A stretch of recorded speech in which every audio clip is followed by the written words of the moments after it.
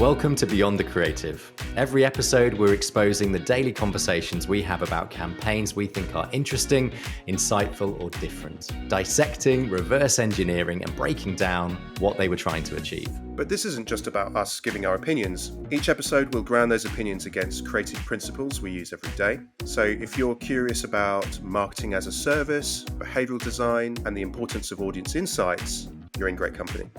This is Beyond the Creative, our way of learning, growing, and ultimately fueling our never-ending quest for delivering creative that changes what people think, feel, and do.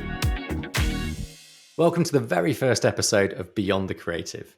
This first show's theme is all about disruption in marketing, something that's nothing new. It's been around for decades, or really since marketing began.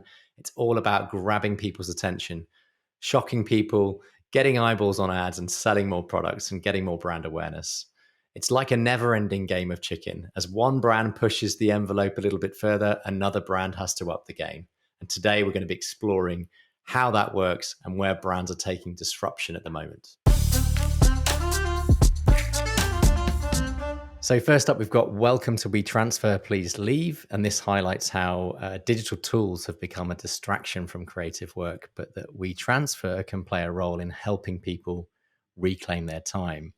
Chamoy, you flagged this as potentially a disruptive campaign ad. Happy to jump in on this one. So I think this one is disruptive because it's not your typical sales message. They're basically saying, here you are sitting at a screen, but actually the magic happens away from our product. It's really unintuitive, and I think on the face of it, it's quite brave messaging. It's a bold tone of voice, and it's not really what you expect from a file transfer company.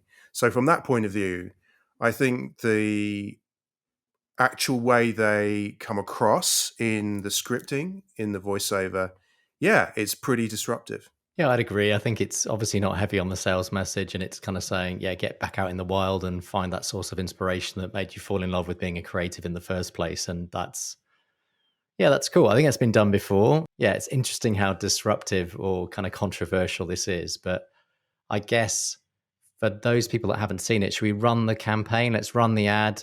For those of you that are listening, you can pop over to our YouTube channel and check it out. But let's run the ad. Have you ever thought about the other you? A you that you felt truer to? What would you say if you saw your life wasting away, stuck online, inhaling content, exhaling time? But oh, the you that flew the coop to prove that life could move. In any way, you got to choose. You left the screens, looking for the life between the life you have now and the life of your dreams. You found it there, swirling, twirling in the crisp fresh air. Everything you've read about, tweeted, liked, posted out. This is where it all comes from. The real world. That you can feel world. And when this other one of you returned to see what it could do, you poured your heart into the keys as quick as possible to see what to keep and what to free. Then, once again, it was time to leave.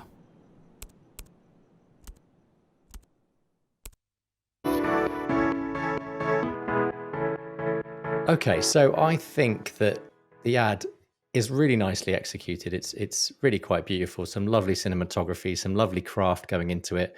I can see how this would resonate with artists and creatives, but at the same time, I'm not sure it's that disruptive. It's almost like I can hear a voice of mother saying, come on now, you've had too much TV and computer games. Go outside and play in the sun and kick a football about. It feels a little bit, is it patronizing or condescending? It's a bit disingenuous, isn't it? An online platform sort of saying, get away from the screen. But in fact, it's kind of sort of undoing what they are trying to stand for. I mean, I get that it's like, well, the magic happens somewhere else. But when we see brands like Apple, Google, Meta telling us to monitor our screen time, it's a message I think we're now quite comfortable and familiar with. So I get, when a brand tries to be responsible and look after our health and safety and our well-being. But then when you compare it to brands like Patagonia that take that responsibility message more seriously, I think it's very hard to match that quality. So Patagonia says, don't buy this jacket.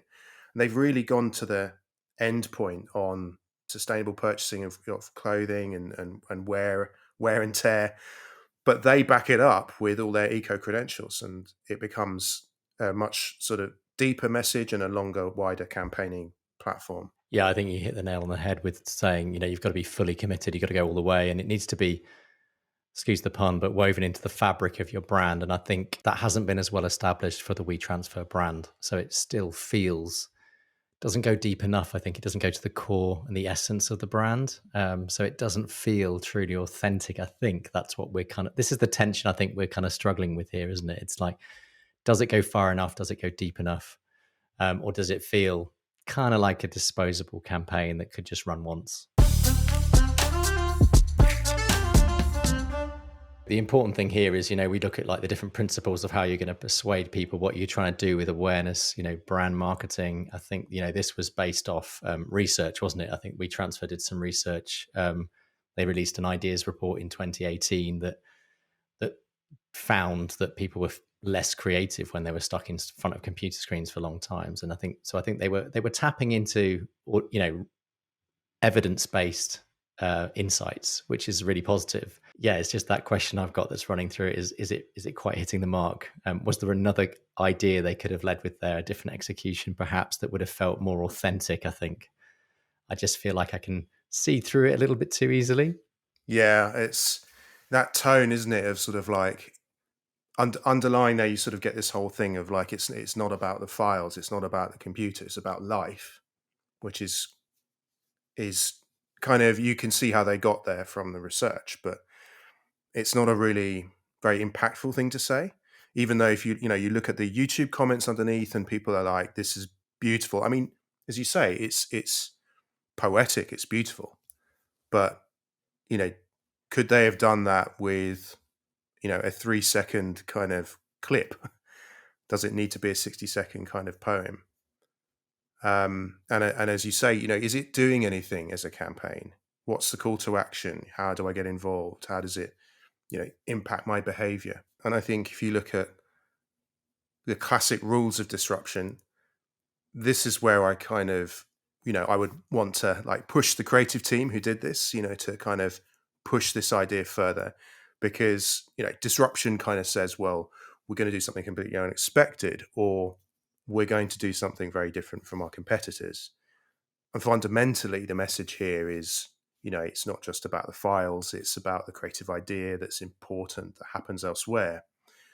And you look at, what competitors like Dropbox are doing, and they're kind of playing in the same space. They're saying it's the memories, it's the life stored within the file, stored within our system. So from that point of view, if we're saying, is it different? Does it stand out? It actually becomes a not very ownable message. It becomes quite easy to emulate and easy for the competition to copy. So yeah, it's beautifully executed. But again, from a strategic point of view, I'm not sure it does very much for brand building. And that's obviously what we're here to do, isn't it? And also, I think they're kind of, in a way, harping back to their origins, which was a simple transactional, let's send a big file from A to B, which was a problem. Whereas Dropbox, like you were saying, is owning that kind of, it's a place for keeping precious things, which you can also share. So I think that's also potentially part of the problem. And they do reference at the end of the ad their other products, but the fact they're leading with this just transactional, it's almost like an email. It doesn't feel, not necessarily saying that the files you're sending are special. It's just, it feels like a disposable tool rather than an ecosystem that you're buying into. So what behaviors do you think they're trying to affect or impact with the campaign? Well, you touched upon the research, and I think that's a really good place to start, because creatives struggling with creativity, or creatives trying to kind of increase their productivity or dig deeper for ideas, it is a really interesting space. And if they're saying that, with computer screens, it's a bit of a blocker, it's a barrier, it gets in the way of the creative process, then that leads me to think that you could help creatives I don't have the answer, but is it about setting up a camp on the top of a mountain and a retreat where creatives will go and disappear for like 3 weeks and immerse themselves in their work, immerse themselves in workshops, and share the experience together? That sounds like a kind of interesting sort of marketing as a service type offering, which actually moves it on, helps these guys out a bit. That's a really good point, actually. Yeah, if they were creating a bit of a movement, if they were, encouraging people to sign up for something, not the product, but to belong, to create a sense of belonging, to create a sense of community, I think there's something that could be done there. So actually, maybe from what I said earlier, this could be campaignable if it was connected to that. It wasn't in this case, but I can actually see a potential follow-up where it's like, yeah, shut the computer and come join this real world community of other inspirational creatives. Yeah, that's really nice. And I also, looking at this from a point of view of entertainment, I also wonder whether it's entertaining. It's there for a moment. It gives you a warm feeling. In the comments, people were saying things like, "This is so nice. This is lovely." There was one comment that actually said, "This is a strange way to announce that WeTransfer is shutting down." And I think Funny. they were a little Yeah. poking fun at it. Yeah. So, like, as a piece of entertainment as well, it's nice, but it is 60 seconds and all of this effort worth a few sort of nice comments on social? There I wonder about the effectiveness of it as a piece of entertainment. One of the things we want to do with this podcast is not just give our opinion, but try and come back to some principles and principles of developing brands and marketing. And I think the humankind scale is a great model for us to use to rank these bits of creative. Do you want to? Not everyone will have heard of the humankind scale.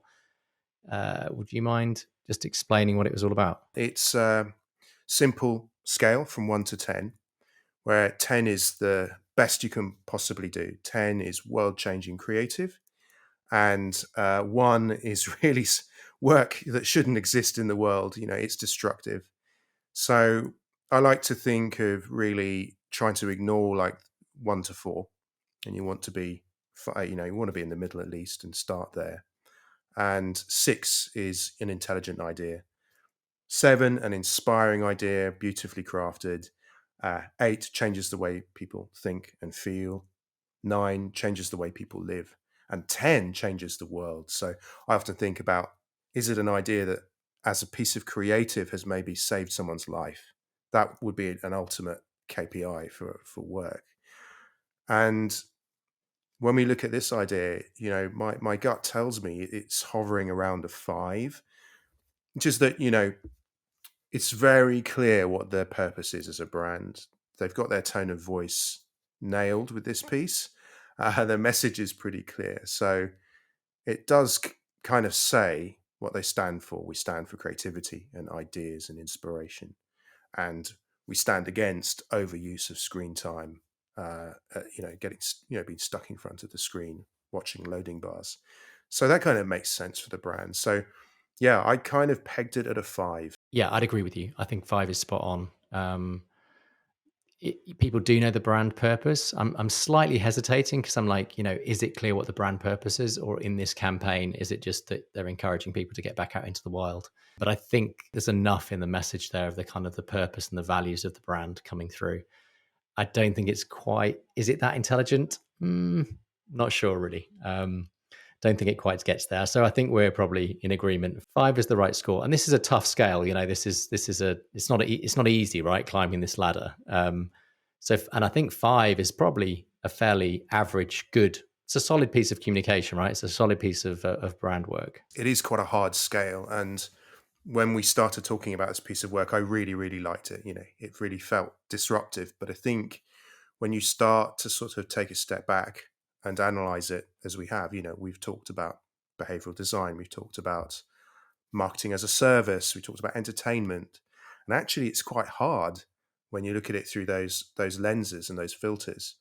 And I think then when you apply the scale, you see how traditional kind of marketing starts to fall by the wayside. It doesn't work as well as harder working campaigns that kind of tick the behavioral design box, or tick the marketing as a service box, or tick, the marketing as entertainment box. So yeah, I feel harsh giving it this score, but this is really, a sort of journey for us, isn't it? Of learning, honing our techniques, and always trying to do better work. Okay, so the second campaign we're going to be looking at today is the Coinbase Super Bowl ad from 2022, just from a few months ago. And this is the famous QR code bouncing around the screen. This was definitely bold and different. It was disruptive. I mean, it went viral. That's normally a sign of something that's different. And the Super Bowl doesn't everyone just look to the Super Bowl and for what ads are going to be coming? And there's been some classics over the years, but this was probably a media first in terms of something so minimal bouncing around a screen for 60 seconds at the cost of, I think it was $16 million. And it worked, in terms of driving curiosity. It crashed the Coinbase website. It drove so many people scanned that QR code. Curiosity killed the cat. It tapped into one of those principles of human behavior, is that you want to find out what this thing is.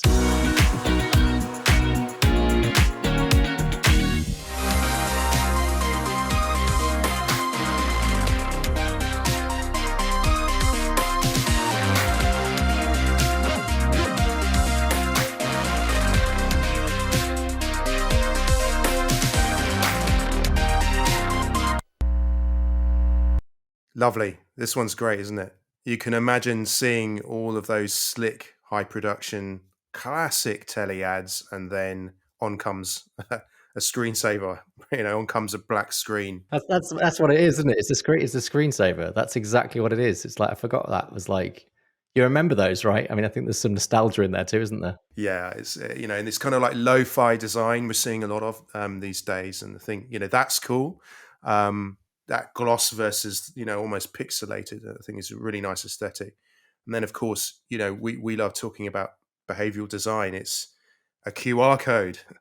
Let's not forget, like, it wasn't that long ago when it was a joke. You put a QR code in a deck to try and look progressive or tech savvy, but we stopped doing it because it was like, no one uses QR codes. And then we've seen the rise, sadly not for a great reason, but QR codes now popping up everywhere on restaurant menus, etc. So yeah, from that point of view, super interesting, getting people to take an action. And I just love that idea. You're sitting around, watching the big screen with your family, and one, two, or three of you suddenly get up off the sofa, and like stand up with your phone, and like, scan it on the TV. I can just imagine that being a moment as well that they've crafted. I think that's almost the magic of it. It's like, yes, you've got the curiosity in there, but you're actually, in a way, it's a journey, isn't it? That message is effectively traveling from the TV to your second device, your phone, and taking you to their destination, their brand. That's a journey that's happening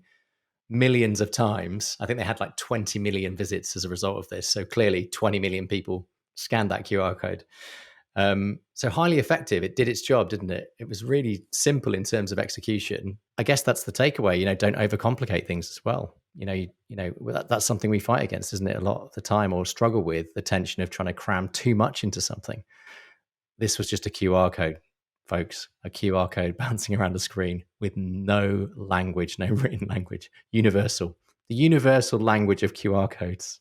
Obviously, it doesn't take much to sort of Google this and see how much it's been spoken about, but I think you did a bit of research of your own, didn't you? And you found that look, when you were looking at this, that actually there was a really valuable insight driving this. We like to research these things. We like to try and understand, and dissect these things and what they're tapping into, what were the insights. There's quite a few articles out there about how, the nostalgic bouncing DVD symbol that was around in the 90s to prevent burn-in on cathode ray tubes.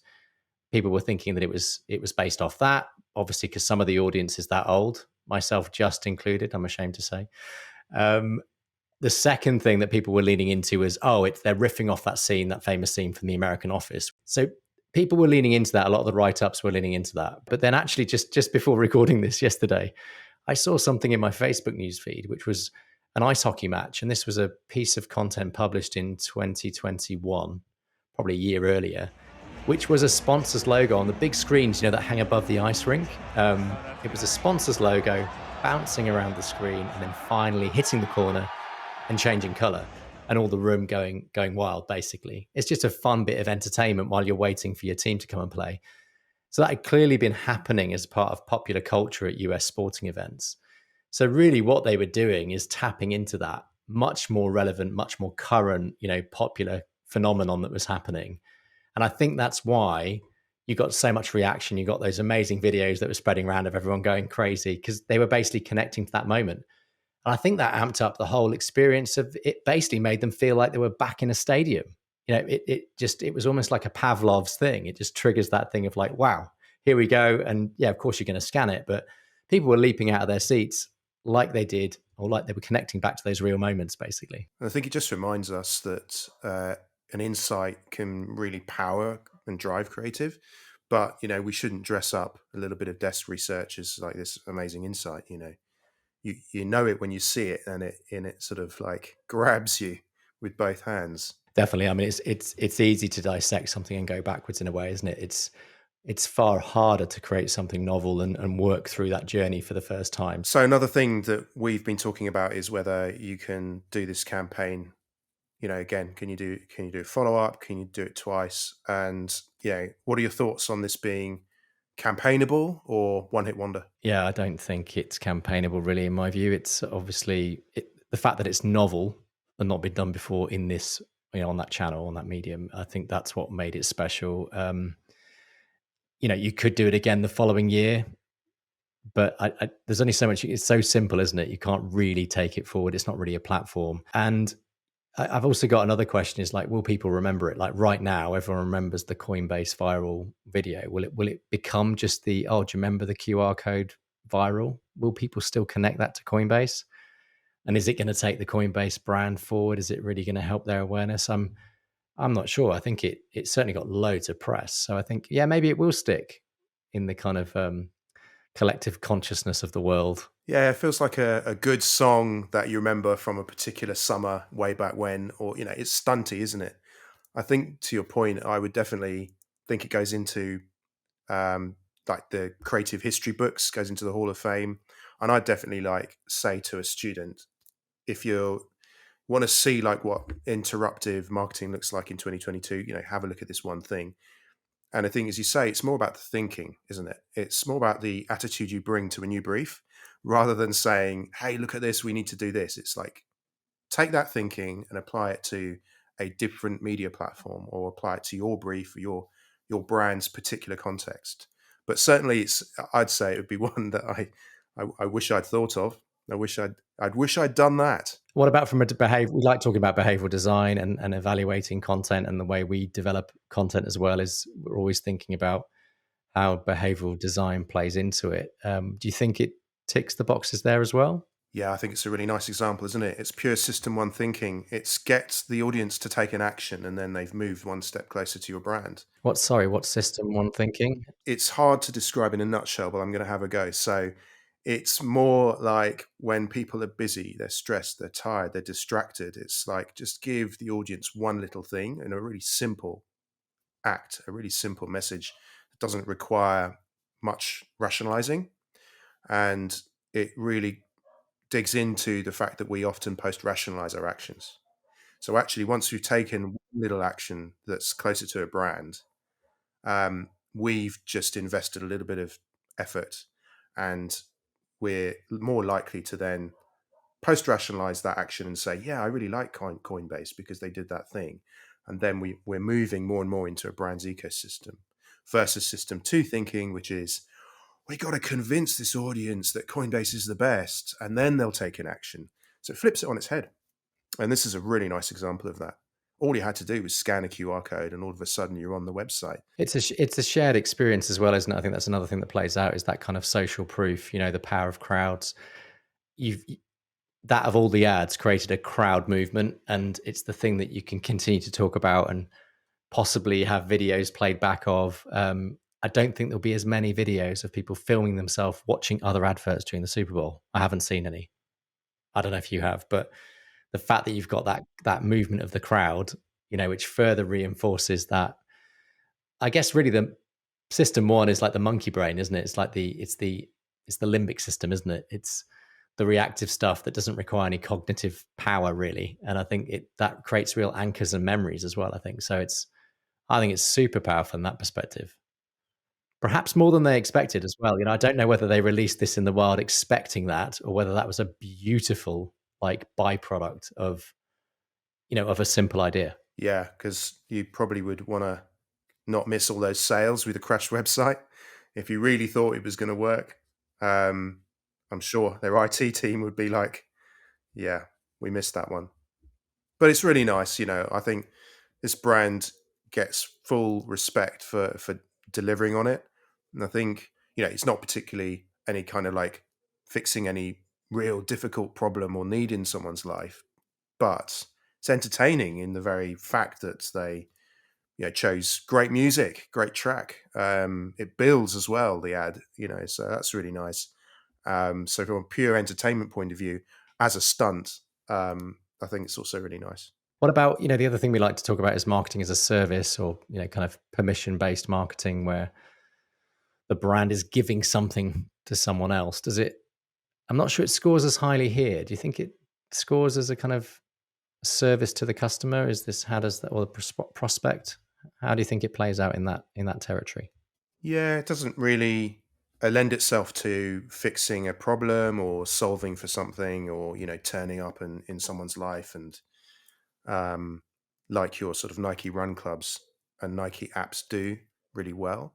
So yeah, I guess we're looking at it from these different angles. It's hard for a campaign to tick all of these boxes. So yeah, that definitely would need to be picked up by a different stream of work. So, but I do sort of lean into marketing as entertainment here. I think it shows the sort of posture of the brand as well, and how they're actually not going down traditional lines. So it feels very right for Coinbase to do this. I mean, the nice thing about it as well is it's a digital service as opposed to a lot of the products that are there being advertised. A couple of years ago, there was the Tide ad.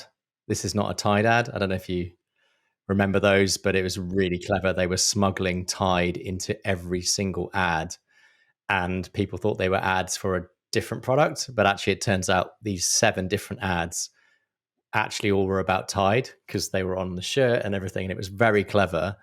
And ultimately, I think it did result in an uplift of Tide, but it wasn't as clean cut as this, which was basically what would have been on social, a view through rate, a click through rate, which I think that's really unusual in this kind of ad, right? Where you're generally like buying eyeballs, but then you're hoping you're implanting an idea that might change your behavior over time or next week or whatever, buy more washing powder. This actually led to immediate click throughs. A little bit clickbaity. I think it's the equivalent of a TV ad clickbait. That's what I think they've done here. Yeah, and I think we like to compartmentalize things. We like to say awareness. Let's be judged by awareness, and let's put things into an awareness bucket, and then look at the funnel, and then conversion. It's like no, this is going to do a conversion job. And I think we're probably now going to see this turn up on briefs, as a reference, and say that we want it to perform, and do more things than just be an awareness piece. We want it to kind of get people, taking in action. So I think it's going to be a challenge. Let's grade it though. Let's put it against the humankind scale.